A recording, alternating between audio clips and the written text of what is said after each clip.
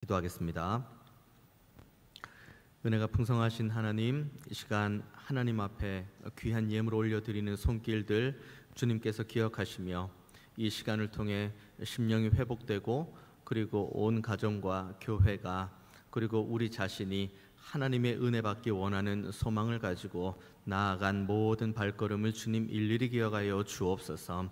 그래서 우리의 모든 시간들을 통해서 우리의 입술의 고백은 하나님은 여전히 살아계시고 우리와 함께 하신다, 이 찬송이 우리의 범사에 가득 흘러넘치게 하여 주옵소서. 오직 하나님께만 영광 올려드리는 시간 되게 하여 주옵소서. 이 시간 우리 자신이 하나님의 말씀 앞에 서는 시간 되게 하시고 우리가 다시 한번 감사와 기쁨을 회복하는 시간도 되게 하여 주옵소서. 감사드리고 살아계신 예수님의 이름으로 기도하옵나이다. 아멘. 종교개혁 기념 부흥의 첫째 날입니다.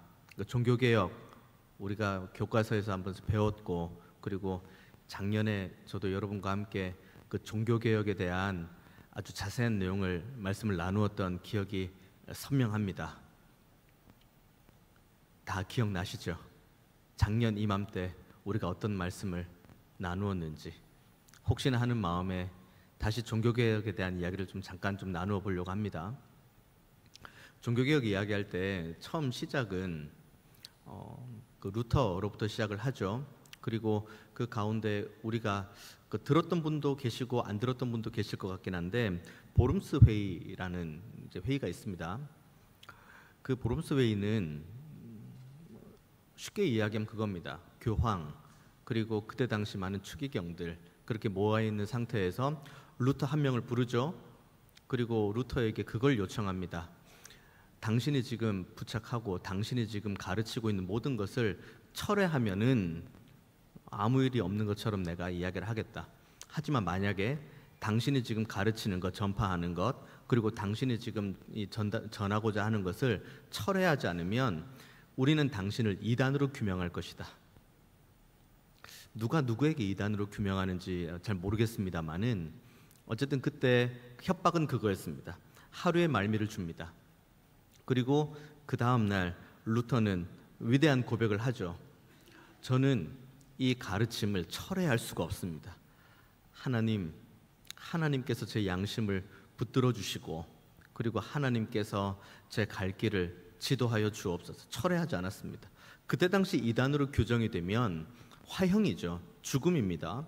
하지만 하나님의 은혜로 루터는 이 순교, 그러니까 죽음을 면하고 독일 쪽으로 피신을 가게 되었고, 그 독일에서 이제 우리가 알고 있는 독일어 성경을 번역하기 시작을 합니다. 그것이 이제 종교개혁을 할 수 있는 중대한 이제 기반점이 되는 거죠. 이 종교개혁의 긴 이야기를 하는 이유는 오늘 본문과 굉장히 흡사한 내용이기 때문입니다. 디모데후서, 이제 저희가 오늘 그리고 내일 그리고 모레까지 디모데후서 1장, 2장, 3장의 말씀을 함께 나눌 텐데, 디모데후서는 사도 바울이 기록한 서신서 중에 맨 마지막에 기록된 서신입니다. 그리고 그의 마지막 서신인 만큼 그의 영적 아들인 디모데에게 권면의 말씀을 주고 있는 서신이 디모데후서입니다. 그러니까 우리가 이 디모데후서 말씀을 볼 때 제가 앞서 방금 말씀드렸던 그 루터와 같은 그런 마음으로 이 본문을 보아야 되는 거죠. 이전에 그러니까 이런 배경입니다. 바울과 디모데가 이렇게 두런두런 앉아가지고 다과 나누면서 차를 나누면서, 그래 예전에 그렇게 어려움이 있었지, 그때 우리가 이렇게 극복했지, 참 그때 수고했어, 고마웠어, 그런 옛날을 추억하는 그런 개념으로 쓰여진 서신서가 아닙니다.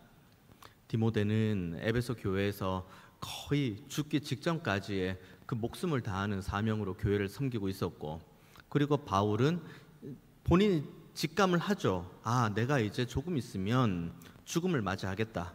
그걸 직감합니다. 그러니까 정말 죽음을 앞두고 있는 바울이 정말 죽을 거와도 같이 고생하는 디모데에게 주는 하나님의 말씀이 이겁니다.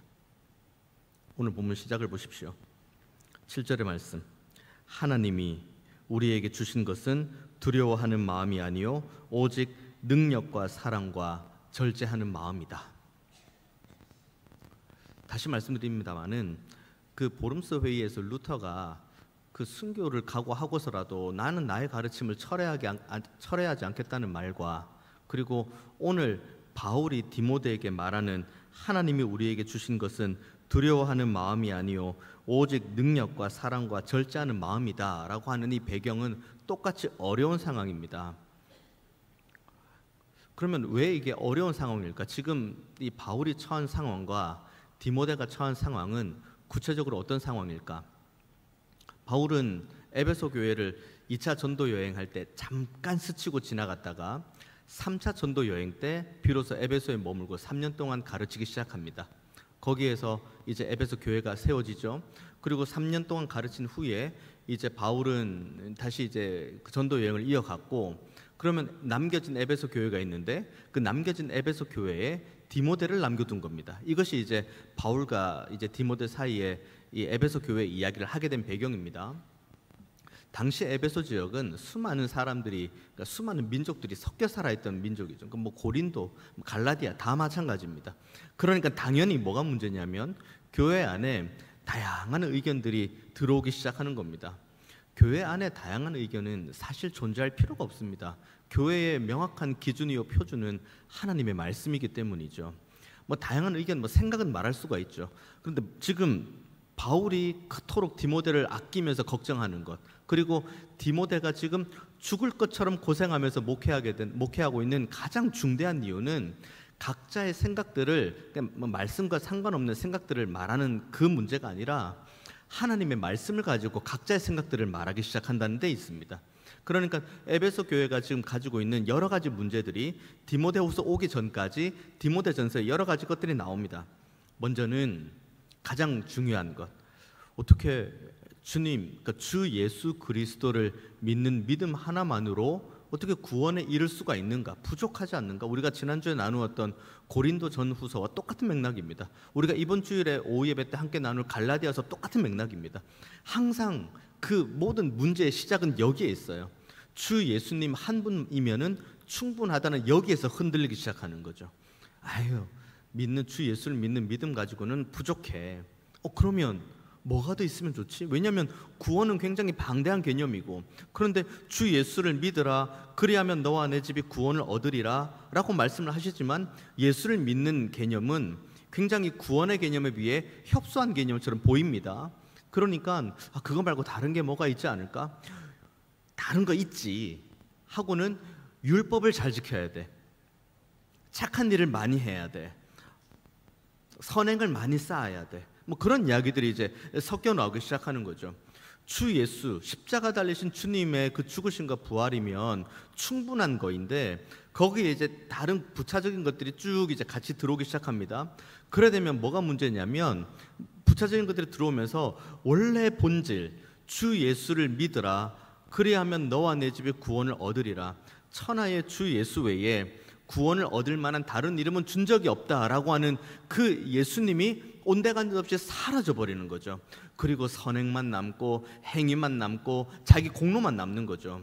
선행 누가 합니까? 내가 하죠. 행위 누가 합니까? 내가 하죠. 공로 누가 내세웁니까? 내가 내세우죠. 그러니까 교회 안에 주 예수를 믿으라 그리하면 너와 내 집에 구원을 얻으리라, 이 이신칭의의 믿음만 있으면, 구원을 받는다는 이 진리만 있으면 이 어떤 공동체든 주님이 주인이 됩니다. 하지만 주님이 사라져버리고 행위, 의로움, 착함, 공로 이런 것들이 들어오면은 그 공동체의 주인은 어느 순간 그 공로를 하는 사람이 되어 있다는 것이 문제가 되는 거죠. 자, 그러면서 점점 예수님의 그 믿는 믿음의 근간을 거짓 교사들이 에베소 교회 안에서 흔들기 시작합니다. 거기에다가 몇몇 사람들이 창세기에 있는 내용을 가지고 굉장히 혼란스럽게 이야기를 합니다. 창세기 보면 우리가 이해가 되는 내용보다 이해가 안 되는 내용이 훨씬 많죠. 하나님께서 우주 만물을 창조하신 것, 이게 사람의 이성으로는 이해가 절대로 안 되는 겁니다. 태초에 하나님이 천지를 창조하셨다는 창세기 1장 1절의 말씀을 여러분이 믿고 계시다면 이건 정말 하나님께서 주신 은혜입니다. 왜냐하면 이게 이성으로는 이해가 될 문제가 아니거든요.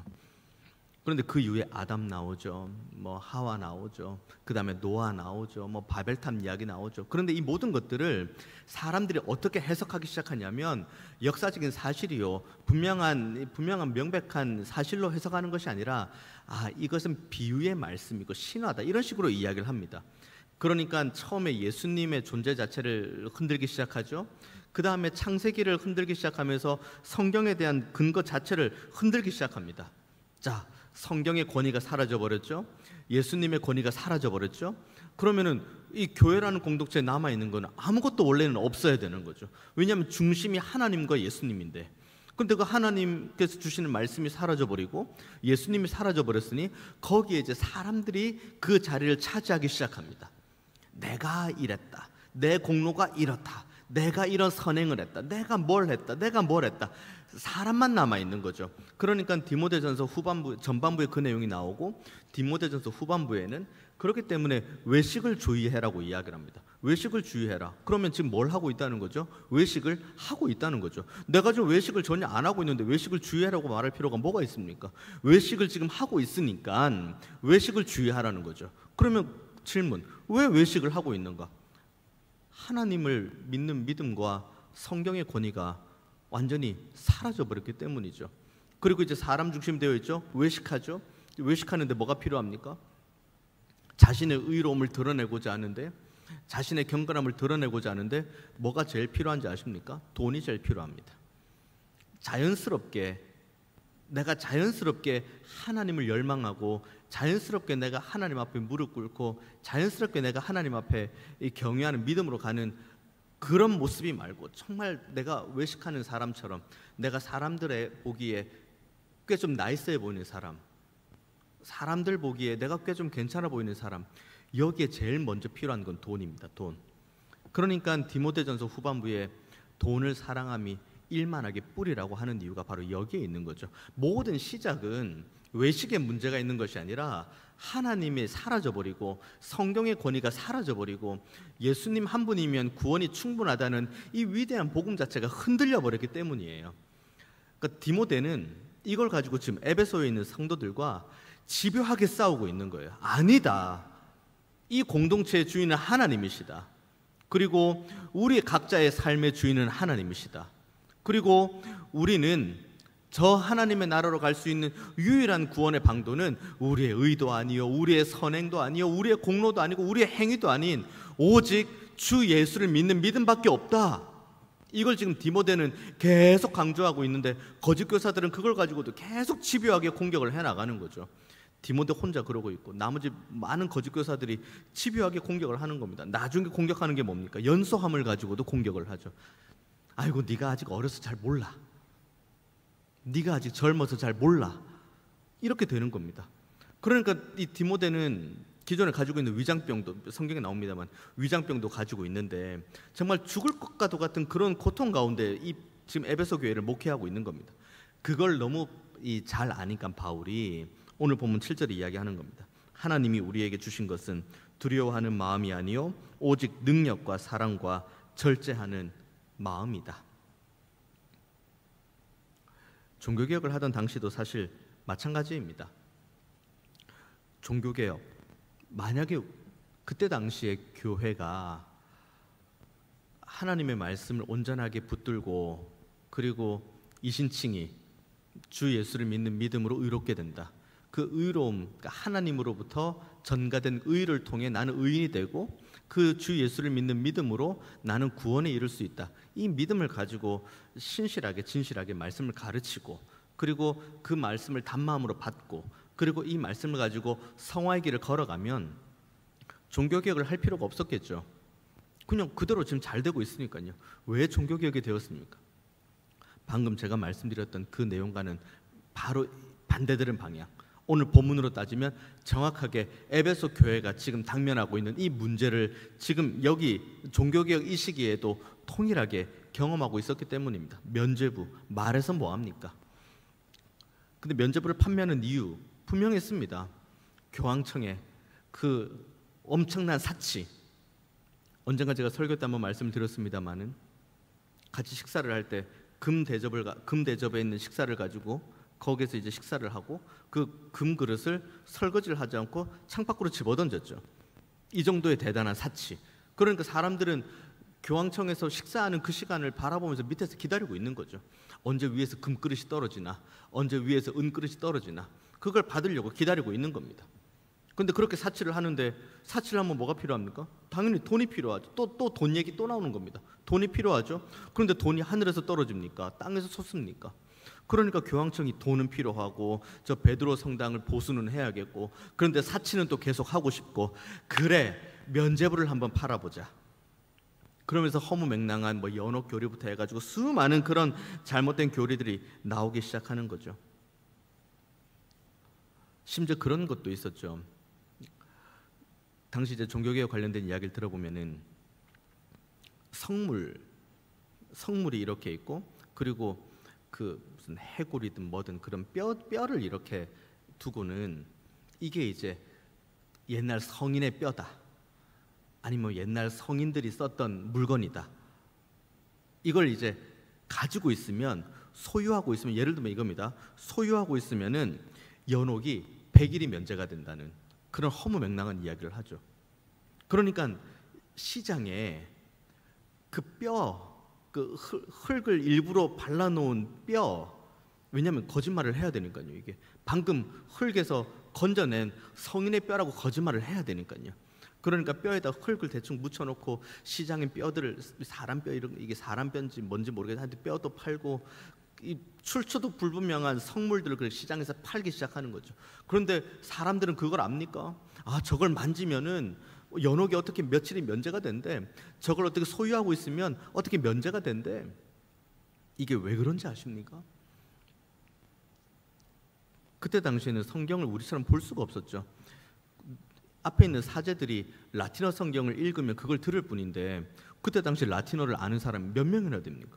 그러니까 그냥 쭉 라틴어로 된 성경을 쭉 이 사제들 읽어 나가는데, 사람들은 눈을 열고 귀를 열고 듣고는 있지만 무슨 말인지 하나도 모르는 거예요. 성경의 내용이 무슨 말인지 전혀 모르는 겁니다. 그리고 그걸 가지고 잘못된 해석을 하면 아, 그런가 보다 하고 그냥 그대로 고개를 끄덕이는 거죠. 그러면서 그런 허무맹랑한 일들이 벌어지는 거죠. 종교개혁 때만 그러겠습니까? 지금 우리가 사는 우리의 상황은 어떻습니까? 우리가 살아가는 우리의 삶의 터전에 한번 주변을 한번 보십시오. 그리고 우리 개인이 살아가는 삶의 일상을 한번 보십시오. 그리고 우리의 가정과 우리의 교회가 당면한 현실을 한번 보십시오. 어떻습니까? 하나님의 말씀, 그 어느 때보다 접근이 쉬워졌어요. 그 어느 때보다 하나님의 말씀을 바르게 해석한다고 말하는 책들이 정말 본물처럼 쏟아져 나오고 있습니다. 그런데 더 놀라운 사실은 언제 어디서든지 하나님의 말씀을 접근할 수 있는 이 여건들이 너무 많이 생겼는데, 그럼에도 불구하고 하나님의 말씀을 읽고 묵상하는 숫자는 점점 줄어들고 있습니다. 신기한 게 어떤 설문 기관에서 설문 조사를 한다 그러면은 이런 이제 보통 연말에서 연초 넘어갈 때 이런 설문을 하죠. 당신은 내년에 경건 생활을 하기 위해서 뭘 먼저 하시겠습니까? 라고 묻습니다. 그러면은 1번이 뭐겠습니까? 말씀 읽는 거. 2번이 뭐겠습니까? 기도하는 거. 모르는 사람은 아무도 없습니다. 말씀 읽고 기도하는 것. 이걸 통해서 내가 경건을 한번 세워가 보겠다.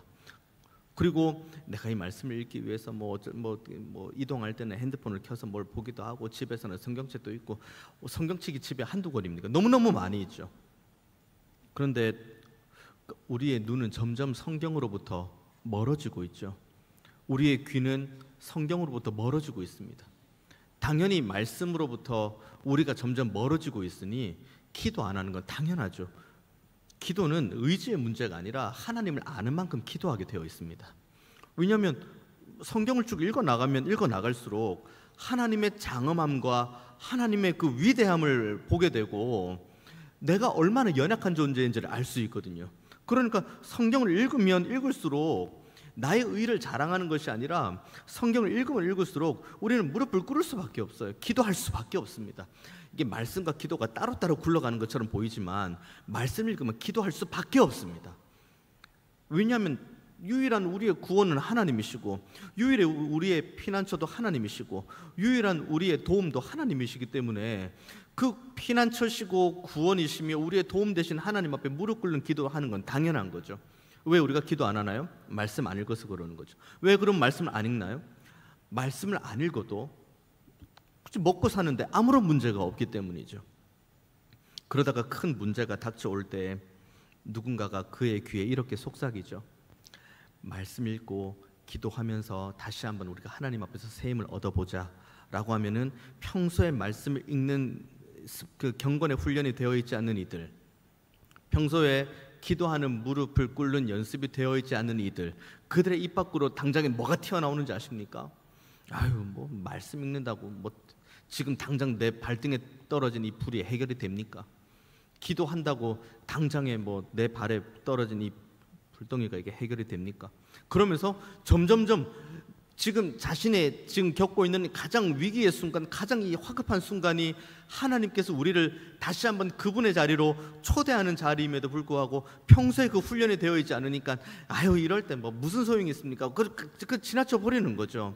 그리고 또 애를 쓰고 용을 쓰는 겁니다. 정확하게 어떤 상황이냐면 오늘 본문의 에베소 교회의 상황이고, 그리고 종교개혁 이전의 상황과 똑같은 상황이죠. 그런데 그 가운데 하나님께서 주신 이 바울이 영감을 받아 디모데에게 준 말씀은 7절의 말씀, 하나님이 우리에게 주신 것은 두려워하는 마음이 아니요 오직 능력과 사랑과 절제하는 마음이다. 이 마음이 뭐랑 연결을 해서 봐야 되냐면 14절 말씀 보십시오. 우리 안에 거하시는 성령으로 말미암아 내게 부탁한 아름다운 것을 지켜라. 여기 성령이라는 단어가 나옵니다. 그러니까 7절하고 14절을 붙여서 보면은 하나님이 우리에게 주신 것은 두려워하는 마음이 아니고 오직 능력과 사랑과 절제하는 마음인데, 이 마음이 어디서부터 흘러나오는 거냐면 성령의 은혜로 흘러나오는 거예요.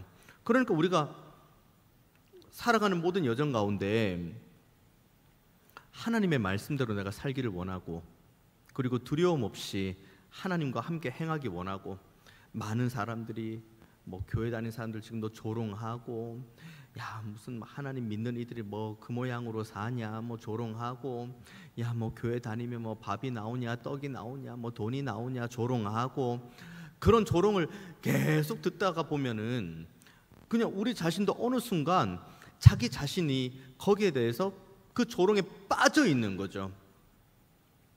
그리고는 우리는 성령이란 단어를 들을 때마다 항상 머릿속에 신비한 뭔가를 생각을 합니다. 막 성령 하면은 막 뭐 엄청나게 막 신비하고 막 내 감정이 막 불일 듯 일어나고 막 구름 위에 붕 뜬 느낌이고 막 그 막 있지 않습니까? 막 안수하면은 뭐 여기 뭐 넘어지고, 뭐 보니까는 뭐 여기 뭐 이렇게 어느 영상 보니까는 뭐 성령 집회 한다고 뭐 여러분도 보셨을 거라고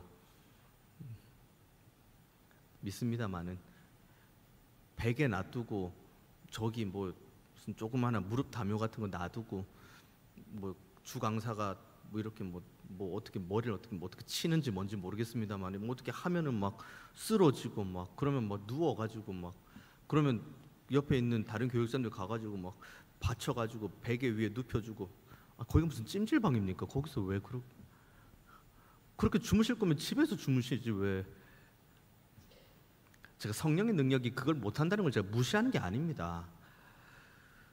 성령이라는 단어가 이제 예수님을 통해서 처음 증거되기 시작할 때 성령의 역할은 성령을 이렇게 맞아가지고 뒤로 쓰러지고 이 강대상 여기 앞에 여기 무대 앞에 어딘가에서 이불 덮고 자라고 성령을 우리에게 주시라고 한 건 아니에요. 주님께서 우리에게 성령을 왜 주셨습니까? 내가 너희를 고아와 같이 버려두지 않겠다. 주께서 우리에게 주신 말씀입니다. 나는 이제 떠난다. 하지만 너희들을 고아처럼 버려두지 않겠다.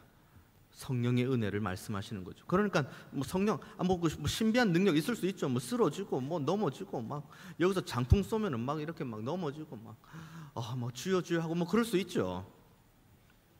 그런데 성령의 능력을 받은 이들이 어떠한 모습으로 변화되는지를 가장 잘 알 수 있는 본문은 사도행전입니다. 제자들 이제 사도들로 이름이 바뀌죠. 그들이 막 엄청나게 막 뭐 충만한 감정을 가지고 막 그렇게 사역을 합니까? 주님께서 이전에 본인들과 함께 지낼 때 그때 주셨던 그 말씀이 밝히 깨달아 알기 시작해지는 거예요. 뭐 때문에요? 그들 안에 있는 성령의 은혜로요. 그러니까 우리가 여기 오늘 본문 7절에 있는 말씀처럼 성령의 은혜를 사모해야 되는 이유는 다른 것에 있지 않습니다. 성령의 은혜를 사모해야 하나님 아는 지식을 바르게 이해할 수 있기 때문이에요.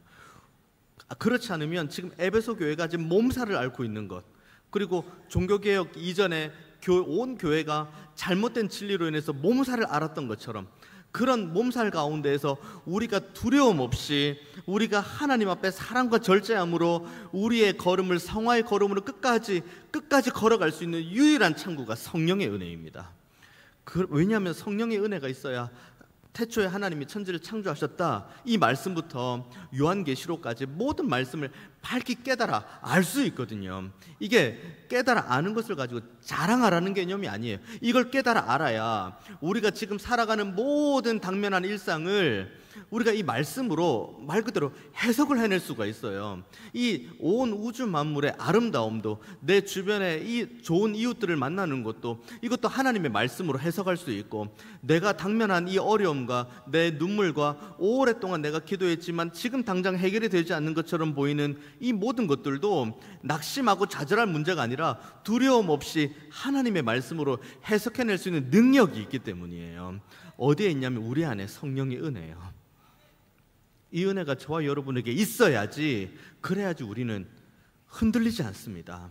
지금 우리가 살고 있는 시대 너무 혼탁해요. 정말 너무너무 혼탁합니다. 조금만 검색해 봐도 이거 좀 괜찮은가 보다 싶은데 쭉 따라가 보면은 잘못된 곳이에요. 이걸 괜찮은가 보다 싶어서 쭉 따라가 보면 그게 이단이에요. 이단들이 늘 하는 말 뭡니까? 밖에 나가서 성경 공부를 이렇게 쭉 시킨 다음에 교회에다가는 비밀이에요. 아니 좋은 걸 왜 비밀을 합니까? 좋은 거면 같이 나눠 써야죠. 왜 비밀입니까? 그 가운데에, 그런 혼탁함 가운데에 우리가 서 있는 거예요. 문제는 그런 혼탁함이 처음에는 아니라고 단호하게 해도 우리가 스스로가 경건하게 서 있지 않으면 그게 가랑비에 옷 젖는 것처럼 점점점 그것들이 그러한가? 정말 주를 믿어도 내 삶엔 어떠한 변화가 없는 건가? 어떠한 은혜도 없는 건가? 그렇구나. 주를 믿고 내가 기도를 해도 밥이 나오지 않구나. 떡이 나오지 않구나. 내 삶에 어떠한 유익이 없구나. 라고 들어오는 이 모든 상황 가운데서도 이겨내고 그 길, 성화의 길, 그 거룩한 길을 걸어갈 수 있는 유일한 은혜는 성령의 은혜입니다. 그 성령의 은혜가 있어야지 능력과 사랑과 절제하는 마음으로 8절의 말씀 보십시오. 그러므로 너는 내가 우리 주를 증언함과 또는 주를 위하여 갇힌 자 된 나를 부끄러워하지 말고 오직 하나님의 능력을 따라 복음과 함께 고난을 받을 수가 있습니다. 이 고난은, 우리가 고난을 생각할 때 그 초대교회 정도의 그런 고난을 생각하면 우리는 평생 그런 고난 없죠. 누가 우리 중에 지금 여기서 우리가 예배한다고 갑자기 누가 저 총을 들고 저 본당 뒤에서 들이닥쳐가지고 우리를 향해 총을 쏩니까? 여기서 우리가 이 밤에 부흥회 때 함께 말씀 나누고 기도하고 집에 돌아가는 길에 너 예배했어 안 했어? 빨리 주를 시인할 거야 부인할 거야? 너 주를 시인하면, 너의 구주로 예수님을 시인하면 너를 죽여버릴 거예요. 그런 사람 있습니까? 길 가는 길에, 집에 가는 길에? 없습니다. 그냥 평범해요. 그 초대교회에서 우리가 생각하는 그런 고난으로 생각하면은 복음과 함께 고난을 받는 이 말씀은 이건 이때만 그러고 나는 상관이 없구나 라고 생각할 수가 있습니다만은 지금의 고난의 양상은 이때하고는 다른 양상입니다. 오히려 지금의 고난은 오히려 광명한 천사의 모습이 더 문제인 겁니다. 그럴 수도 있지. 너의 생각도 맞아, 나의 생각도 맞아, 우리의 생각도 맞아. 이걸 조금 철학적인 용어로 하면 포스트 모더니즘이 되겠죠. 그러니까 절대적인 진리가 사라져버리는 상황인 거예요.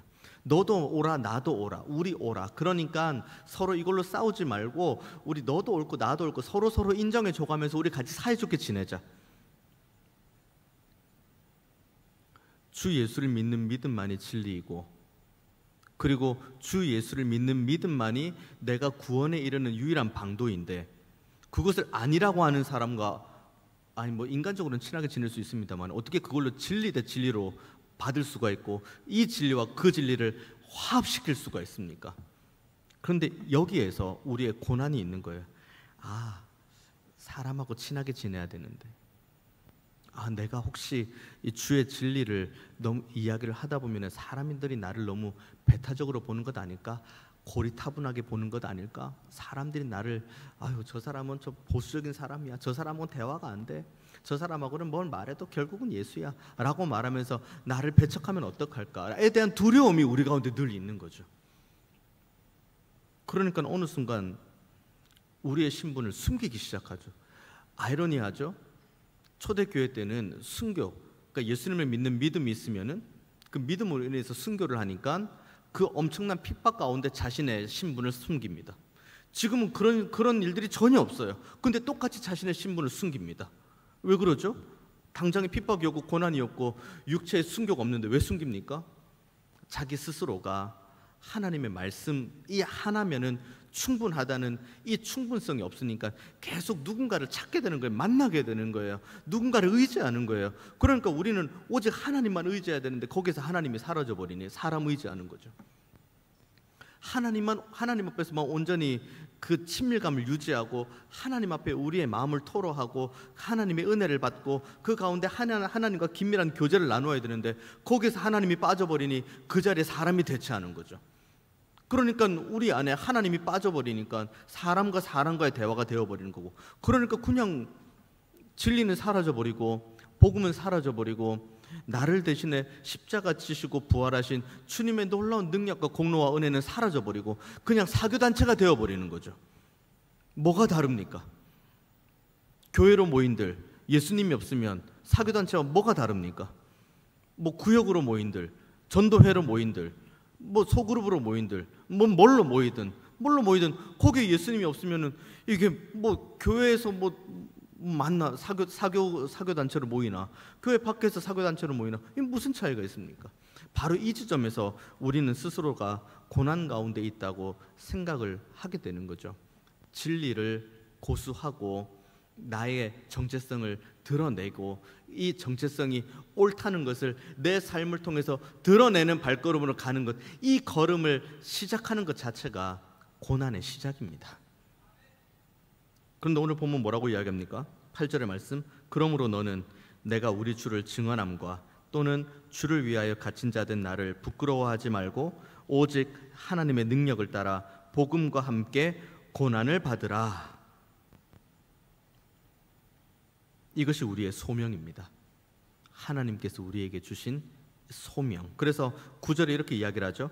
하나님이 우리를 구원하사 거룩하신 소명으로 부르심은 우리의 행위대로 하심이 아니요 오직 자기의 뜻과 영원 전부터 그리스도 예수 안에서 우리에게 주신 은혜대로 하심이라. 우리는 그 소명, 그러니까 부르심이죠. 부르심, 소명 부르심하면 뭔가 막 엄청나게 막 위대한 것들을 막 생각해요. 막 정말 오지에 선교하러 가서 거기에서 복음 전하다가 막 순교를 당하고, 아니면은 정말 막 힘들게 평생을 이제 목회 사역을 하면서 이 정말 한 영혼 붙들고 끝까지 사역하는 그 목회자, 이 정도를 우리가 거룩한 소명이라고 생각하는데, 그렇게 생각하면은 그렇게 선교지로 가는 사람 몇 명, 그렇게 목회하는 목사 몇 명, 그들만 거룩한 소명이 있고 나머지는 아무도 소명이 없는 건데, 오늘 본문은 그렇지 않습니다.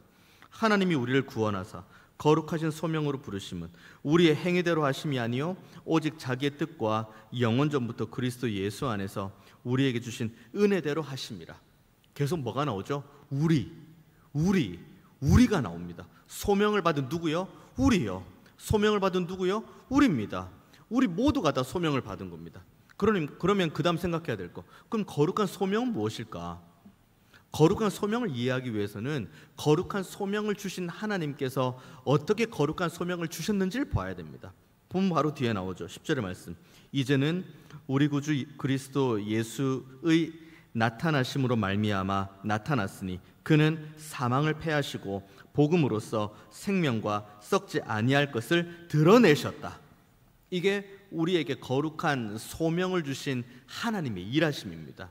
그래서 기독교 철학자인 오스기니스라는 분이 오래전 제가 대학 다닐 때 나왔던 책인 것 같은데 소명이라는 책이 있습니다. 그게 한 2000년에서 한 2001년, 2002년 그쯤에 벌써 한 4, 5년 전 책이긴 한데 그 책, 소명이라는 책을 보면은 그런 내용이 나옵니다.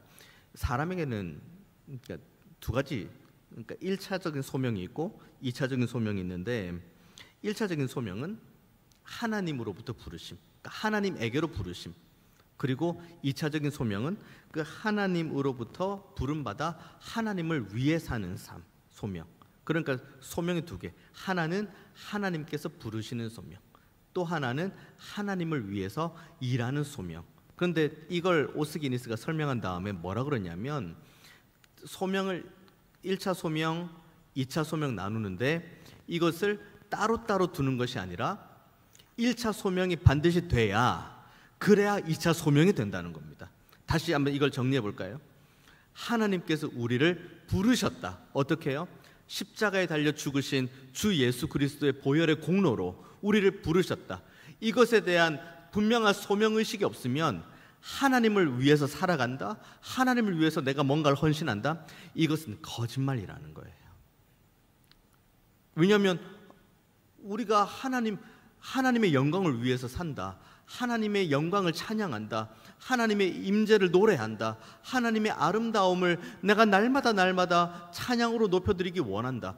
이게 되기 위해서는 하나님이 얼마나 아름다운 분인지, 얼마나 영광스러운 분인지를 알아야 되는 거잖아요. 알려면 어떻게 해야 됩니까? 하나님께로 가야 되는 거죠. 이게 오스기니스가 말한 1차적인 소명. 그런데 하나님께 가까이 가지 않았어요. 하나님 우리에게 오라고 하셨는데 우리가 안 갔습니다. 안 갑니다. 예수님께서 하나님께서 우리를 부르시기 위해, 가까이 동행하시기 위해 하나님께서 그분의 독생자를 아낌없이 내어주셨는데 우리가 안 가요. 그러니까 저 멀리 있는 셈입니다. 하나님은 우리에게 전부를 주셨는데 우리가 안 가면 하나님의 영광과 하나님의 임재와 하나님의 아름다움은 누군가가 노래하고 말하는 걸로 그냥 간접적으로 듣는 것 외에 우리가 직접 맛볼 수 있는 건 아무것도 없는 거예요. 당연히 하나님의 영광을 찬양하는 것 불가능한 일입니다. 하나님의 영광을 노래하고 하나님의 임재를 찬양하고 하나님의 은혜 안에서 하나님 앞에 영광 올려드리는 모든 사역을 행한다? 거짓말입니다. 그러니까 여기 있는 9절의 말씀, 하나님이 우리를 구원하사 거룩하신 소명으로 부르셨다고 이야기를 합니다. 그러니까 우리는 하나님께서 우리를 불러주신 이 소명을 바르게 이해해야 바르게 살아갈 수 있어요. 한번 종교개혁 당시로 한번 다시 돌아가 볼까요? 그때 당시 로마에 빌라도의 계단이라는 게 있었습니다. 십자가의 길로 올라가는 계단, 하여튼 이 두 가지 이름을 가진 계단이 있는데 그때 당시 그런 게 있었습니다. 저 계단을 무릎으로 올라가면은 자신의 의가 쌓인다고요. 여러분 계단 무릎으로 올라가는 거 쉽습니까? 본당 1층에서 여기 1층에서 여러분 요 2층까지 무릎으로 한번 올라와 보시겠습니까? 제가 이 설교 준비하면서 이게 얼마나 쉬운가 어려운가 한번 해보려고 하다가 오늘 저녁에 못 쓸 것 같아가지고 제가 시도를 안 했습니다. 이게 10몇 개도 20몇 개도 이게 무릎으로 올라오기가 어려울 것 같은데, 그런데 이게 제대로 된 가르침이라고 믿으니 수많은 사제들과 수많은 사람들이 거기 무릎으로 올라가요. 그 계단을 무릎으로 올라갑니다.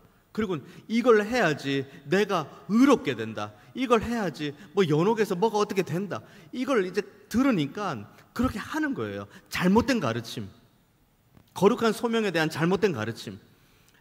무릎으로 그 계단을 올라가는 건 하나님을 위한 사역이 아닙니다. 하나님께 영광 올려드리는 사역도 아니죠. 되게 웃기죠. 이게 종교개혁 이전에 이런 일들이 벌어졌다는 게 되게 지금 우리가 듣기는 웃깁니다. 그런데 이때 당시 이 사람들은 진지했어요.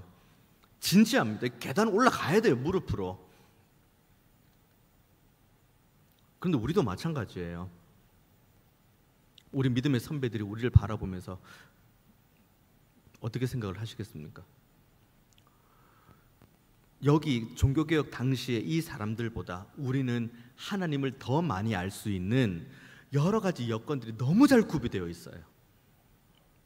종교개혁 당시에 무슨 뭐 성물을 만지면은 뭐 연옥이 100일이 깎이네, 뭐 어쩌네, 뭐 연옥 어떻게 되네. 지금 되게 웃기잖아요. 이때 당시 사람들은 그들이 아는 정보 안에서 그것들이 최선이었어요. 그러면 우리도 우리가 아는 정보 안에서 최선을 다해야죠. 우리가 아는 정보 무엇입니까? 명확한 것 하나. 오직 의인은 믿음으로 말미암아 산다. 그러면 이 의인은 어디에서 온 것인가? 나를 위해 십자가 지신 주님의 은혜로 온다. 그러면 믿음은 어디서 오는가? 오직 의인은 믿음으로 말미암아 산다. 자, 의인이 해결됐습니다. 주 예수님의 십자가 달리신 은혜로 우리가 의를 얻었다고 이야기했습니다. 오직 의인은, 자, 그다음 이제 믿음이죠. 믿음. 이 믿음은 누구에게 옵니까? 믿음도 우리 안에서 막 샘솟듯 일어납니까? 우리의 감정, 여러분 믿으십니까? 우리의 이 들끓는 어제 다르고 오늘 다른 이 감정 믿으십니까? 여러분이 여러분의 감정이 믿어지시냐고 제가 여쭙는 겁니다. 안 믿어져요. 우리는 우리의 감정 믿을 수가 없습니다. 어제 좋다가도 오늘 무너지는 게 우리의 감정인데요. 어제 괜찮다가 오늘 와르르 무너지는 우리의 감정 상태가 여기 어디에 믿음을 우리가 소망을 둘 수 있습니까? 결국 믿음도 하나님께서 주 예수를 믿는 믿음을 하나님의 백성에게 허락해 주신 거예요. 자, 그럼 다시 이걸 기준으로 이 문장을 다시 봅니다. 종교개혁의 기념, 종교개혁의 이 기본, 오직 의인은 믿음으로 말미암아 산다. 의인도 주님의 은혜, 믿음도 하나님의 은혜. 우리가 사는 모든 것은 다 하나님의 은혜 안에 있는 거예요. 그래야지 우리가 이 하나님의 놀라운 은혜와 호의를 받았으니 하나님 앞으로 나아갈 수밖에 없는 거죠. 이건 감정의 문제가 아닙니다. 이것은 우리의 인내, 개인적인 인내의 문제가 아닙니다. 먼저 받은 은혜가 너무 크거든요. 우리가 언제 바랬습니까? 하나님 저 좀 은혜 좀 주세요. 믿고 나서야 기도했죠. 주님을 믿고 나서야 은혜가 필요한 줄 아니까 기도했죠. 그 전에요. 우리가 주님을 인격적으로 만나기 전, 우리가 아예 교회 밖에 있을 때, 우리가 하나님의 하자도 몰랐을 때, 그때 우리가 아무것도 모르는 상태에서 하나님 우리에게 은혜 주세요, 하나님 우리에게 믿음 주세요, 간구한 적 있나요? 주님 나 대신 십자가 좀 져주세요, 그렇게 요구한 적 있나요?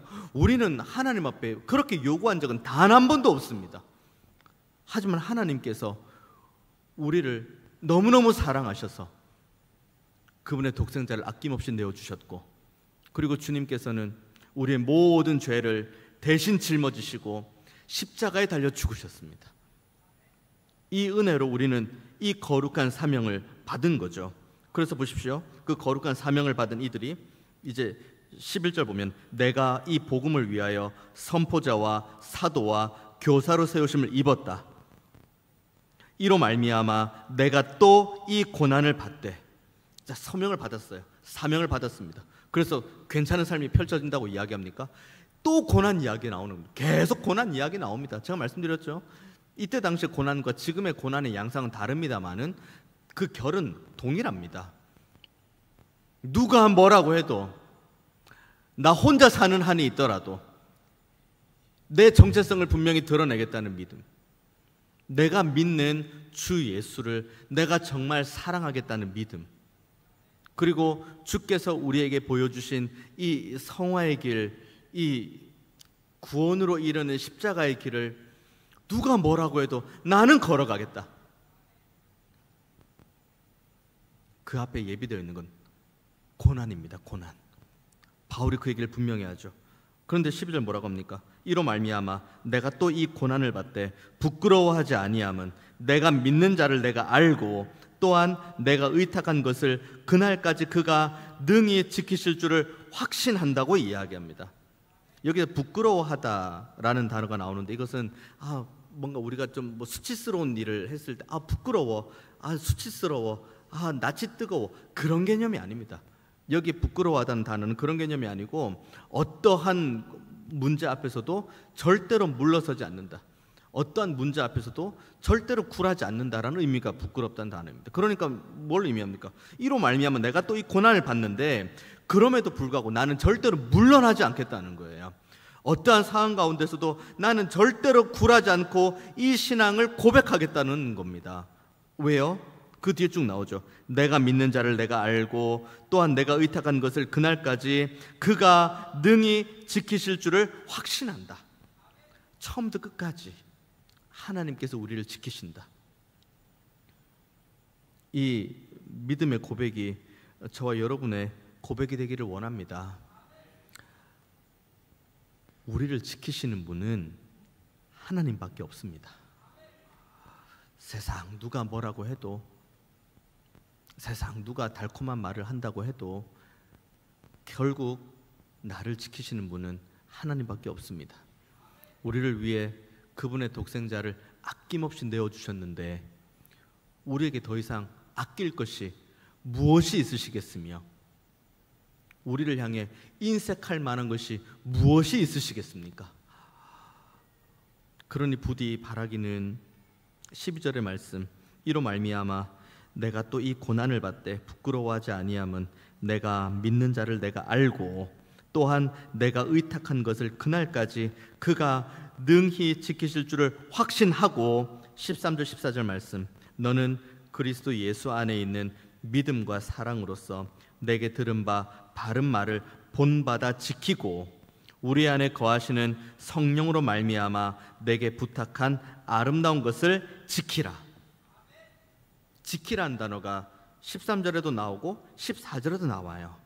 그런데 그 지키고 지키는데 어떻게 지키라고 하냐면 13절에 있는 말씀, 너는 그리스도 예수 안에 있는 믿음과 사랑으로서입니다. 하나님께서 우리에게 주신 이 놀라운 진리, 오직 주님, 우리를 대신해서 십자가 지시고 부활하신 그 주님, 우리의 유일한 구원자시요 우리의 유일한 중보자 되신 그 주님, 우리의 전부이신 주님, 그 주님을 믿는 믿음에 대해 있어서는 어떠한 타협이 없어야 됩니다. 그 타협이 없는 것에 있어서는 믿음이 필요하죠. 그와 동시에 이 믿음을 가지고 누군가에게 이 진리를 전하는 것에 있어서는 믿음과 동시에 사랑도 필요합니다. 우리 주님께서 우리를 대하시는 방식이 이와 같지 않습니까? 주님께서 이 땅에 오셨죠. 그리고 공생의 3년 동안 지내는 모든 과정들을 여러분 한번 쭉 돌아보십시오. 주님께서 어떻게 보이셨는지. 회개하라, 천국이 가까웠다.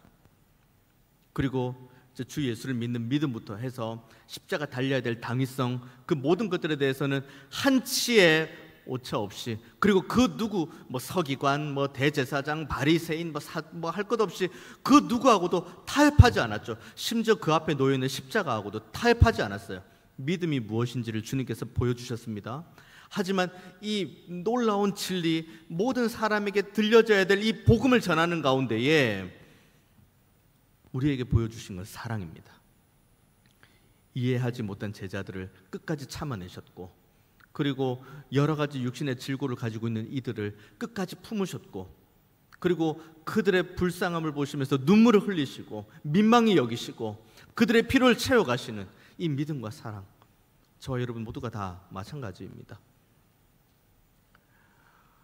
종교개혁 기념 부흥회 쭉 이렇게 지내고 있는데 그 진리는 분명합니다. 종교개혁이 왜 벌어졌는가?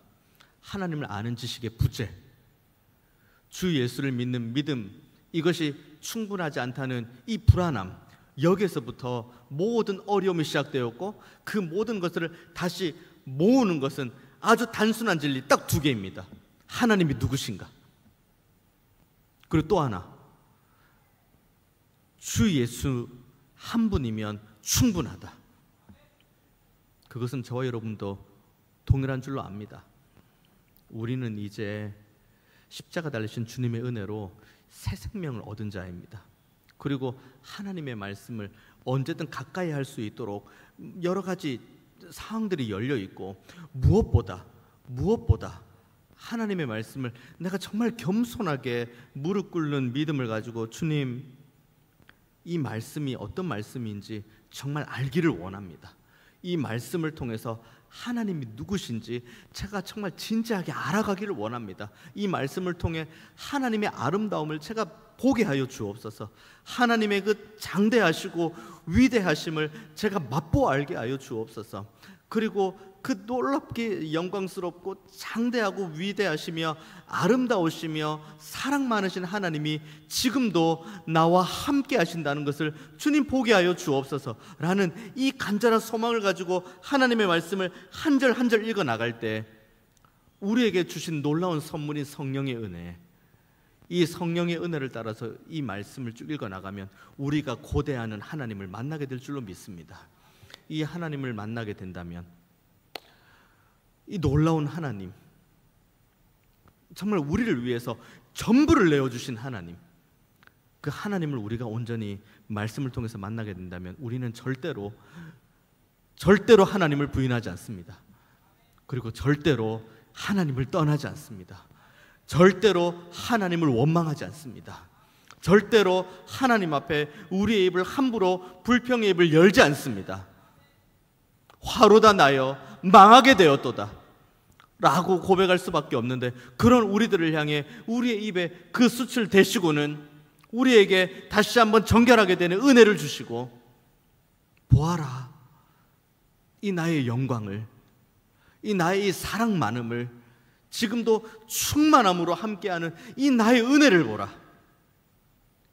그 은혜를 함께 목도하는 저 여러분 되기를 원합니다. 저와 여러분은 새 생명을 얻었습니다. 이전 것은 지나갔으니 보라, 뭐가 되었죠? 새 것이 되었습니다. 새 것이 되었으면 새 것답게, 그리고 새 것을 만들어 주신 하나님의 은혜를 아는 자답게 영생을 누리면서 오늘도 내일도 주와 함께 살아가는 은혜 있으시기를 주님의 이름으로 축원드리겠습니다. 우리 함께